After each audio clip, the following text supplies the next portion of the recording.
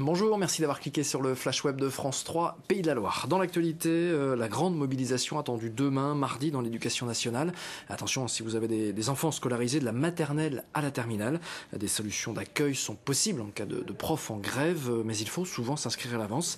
Alors, grand mouvement attendu demain, je vous le disais, mais aussi aujourd'hui, dès aujourd'hui, des actions sont à noter dans certains endroits de notre région.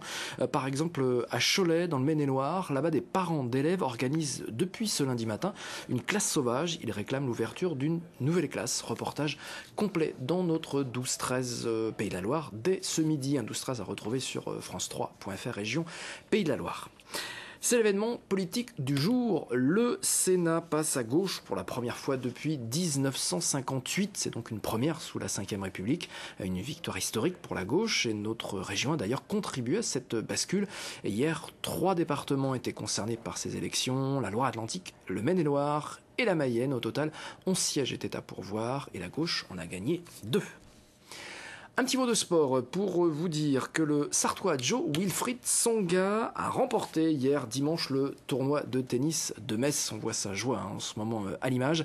C'est son premier titre sur le circuit ATP professionnel depuis près de 2 ans. Il l'a emporté face au Croate Ivan Ljubicic. Tsonga a simplement déclaré à la fin du match, enfin parmi ses déclarations, ça fait du bien à la tête. Et on comprend.